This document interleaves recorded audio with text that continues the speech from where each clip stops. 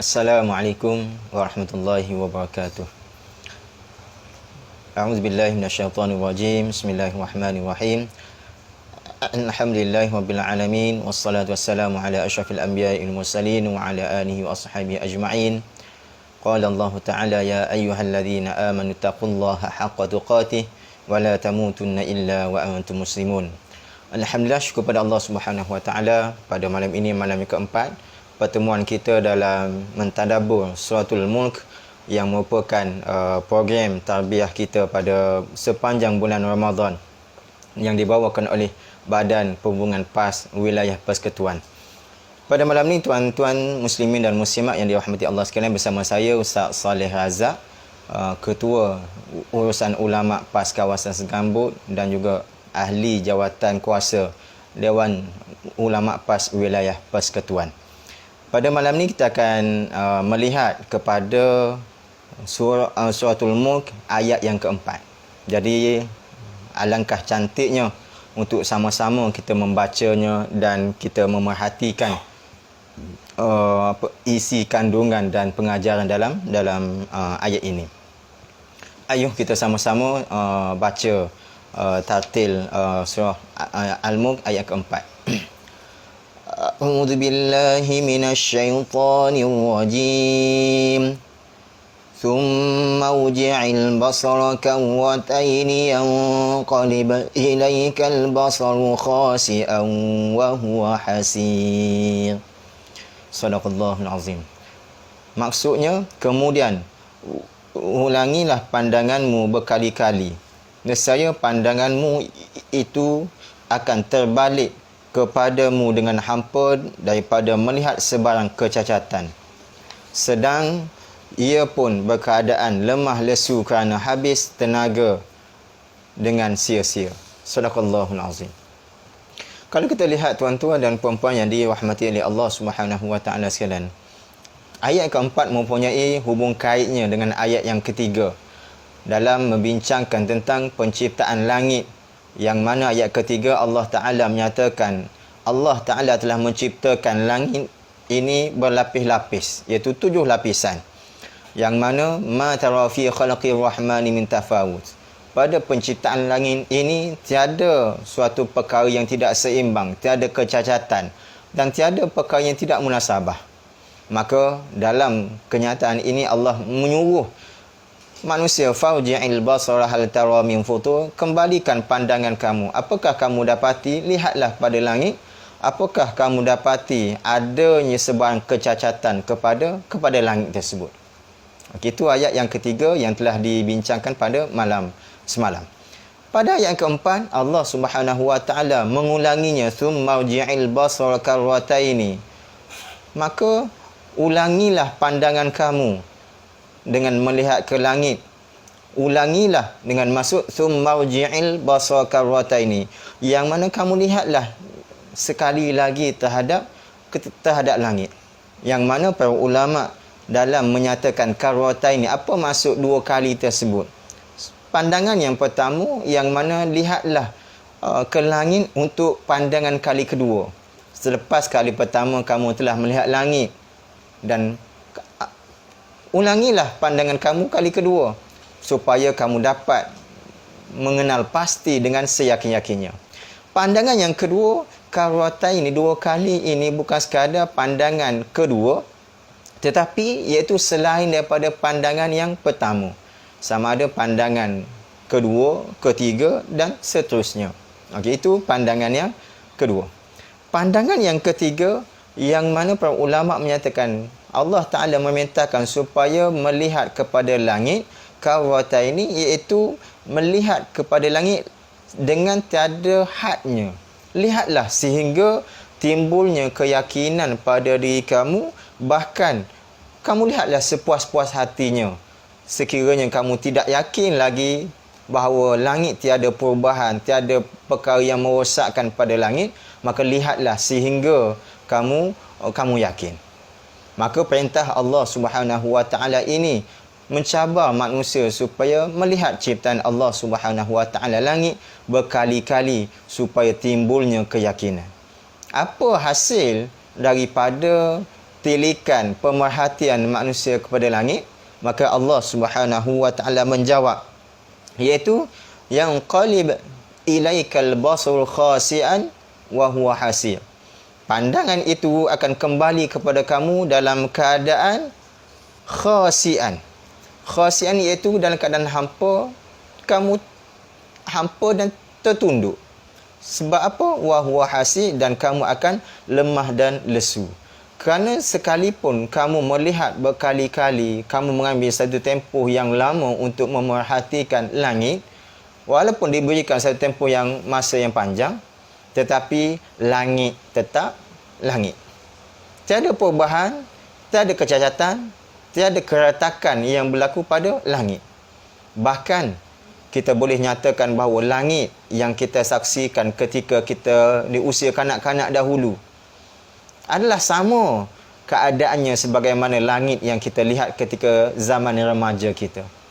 Dan begitu jugalah langit yang kita lihat pada hari ini. Tiada kecacatan, tiada ketidakseimbangan, tiada kerosakan, tiada retak pun pada langit. Maka di sinilah Allah Subhanahu wa taala nak mengajar kepada kita suatu pengajaran betapa Allah Subhanahu wa taala begitu hebat dalam penciptaan langit. Tuan-tuan dan puan-puan yang dirahmati oleh Allah Subhanahu wa taala sekalian. Maka dalam perkara apabila kita melihat ayat yang keempat dalam suratul Mulk ini, beberapa pengajaran yang boleh kita ambil perhatian untuk sama-sama kita menambahkan lagi keimanan kita dalam kita berinteraksi dengan Al-Quranul Karim. Yang pertama, ciptaan Allah Subhanahu wa taala sangat hebat. Ada ciptaan Allah Subhanahu wa taala yang mengalami perubahan, perkembangan. Contoh kita sendiri, ada perbezaan daripada lahirnya sehingga kanak-kanak, dewasa, soalnya umur sekarang tua dan sebagainya, maka ada perbezaan, ada kelemahan dan ada perubahan pada diri kita.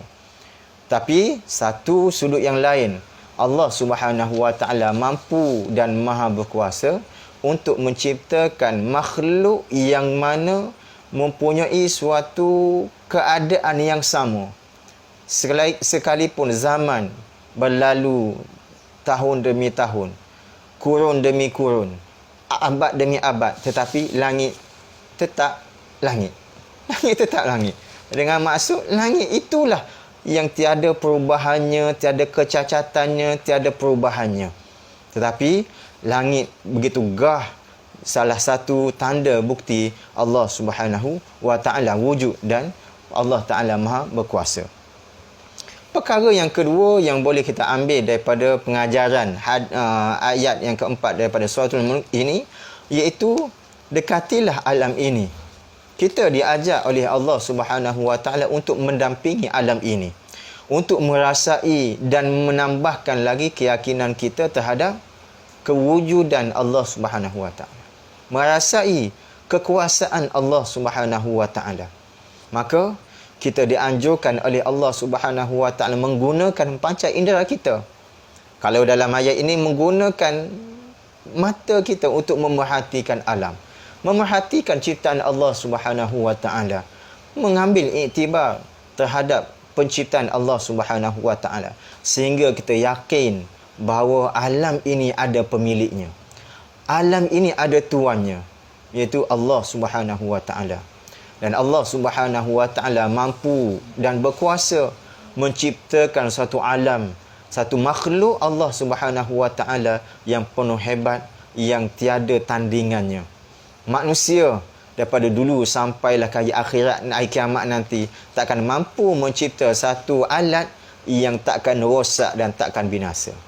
Tetapi Allah Subhanahu wa taala membuktikan kekuasaannya. Allah taala menciptakan langit, merupakan satu makhluk yang tiada rosak dan tiada cacatnya. Maka di sinilah memberikan suatu rasa kewujudan Allah Subhanahu wa taala dan rasa kekuatan Allah Subhanahu wa taala dan kebesarannya. Yang ketiganya, dalam menarik perhatian ini, saya menarik pada pandangan yang dikemukakan oleh Syahid Sayyid Qutb rahimahullahu taala dalam kitab tafsirnya fi Zilalil Quran. Yang mana Asy-Syaikh Sayyid Qutb menyatakan penghayatan terhadap kewujudan Allah Subhanahu wa taala tidak mensyaratkan untuk menjadi ahli sains. Bahkan dengan panca indera sudah mampu mengambil iktibar dan pengajaran. Kita nak faham tentang dan nak rasai kewujudan Allah Subhanahu wa taala. Nak rasai kehebatan Allah Subhanahu wa taala. Tak syarat untuk kita menjadi saintis. Tak perlu. Bahkan orang-orang kampung, orang Arab Badui yang berada di pedalaman, sesiapa sahaja yang menggunakan panca inderanya yang dikurniakan oleh Allah Ta'ala ini, secara fitrahnya kita akan mengakui bahawa adanya pencipta, adanya Tuhan yang menguasai, yang mengatur, yang mentadbir alam ini. Dan paling mudah kita melihat langit yang berada di atas kita. Maka itulah merupakan suatu tanda kekuasaan Allah Subhanahu wa taala. Maka tiada alasan lagi untuk kita menafikan kekuasaan Allah Subhanahu wa taala yang maha hebat dan lagi maha bijaksana. Dan akhir sekali tuan-tuan dan puan-puan yang dirahmati oleh Allah Subhanahu wa taala, saya nak berkongsikan amalan Nabi sallallahu alaihi wasallam dalam buku saya Mendampingi Al-Quran. Yang mana antara amalan yang saya kongsikan kepada para pembaca iaitu pada muka surat 119. Yang mana hadis yang diriwayatkan oleh Imam Bukhari dan Imam Muslim, hadis yang sahih. Yang mana Nabi sallallahu alaihi wasallam apabila Apabila Nabi sallallahu alaihi wasallam bangun daripada tidurnya, yang mana falamma kana thuluthul laili akhir faqa'ada fa nazara ila as-sama'i. Bila Nabi SAW bangkit pada 1/3 malam yang akhir, Nabi duduk dan Nabi memerhatikan ke langit. Dan Nabi baca apa tuan-tuan? Baca ayat 190 surah Ali Imran. 190 surah Ali Imran sehingga akhir surah tersebut. 190 sehingga 200. Yang mana bunyinya? Inna fi khalqis samawati wal ardi wa ikhtilafil laili wan nahari la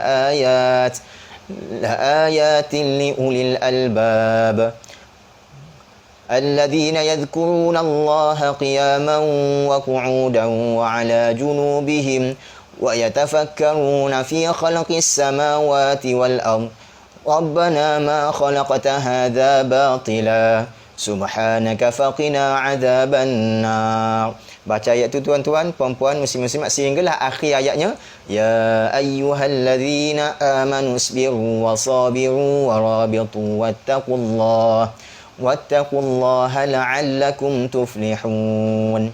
Maka ayat ni tuan-tuan 190 surah Ali Imran mengikut riwayat Imam Bukhari, yang mana Nabi sallallahu alaihi wasallam bangun, lihat ke langit, baca ayat ini, barulah Nabi SAW berwuduk.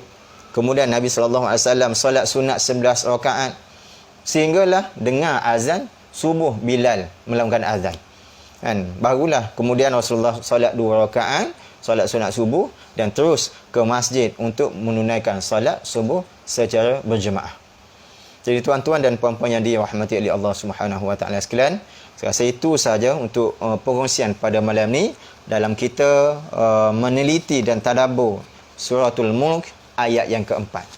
Semoga tadabbur kita dan perkongsian pada malam ini menambahkan lagi keyakinan kita dan takwa kita kepada Allah Subhanahu wa taala. Jadi semoga Allah Taala merahmati kita semua dan mengurniakan Ramadan yang terbaik dalam hidup kita. Sekian aqulu qawli hadza wa astaghfirullahal azim li wa lakum. Wassalamualaikum warahmatullahi wabarakatuh.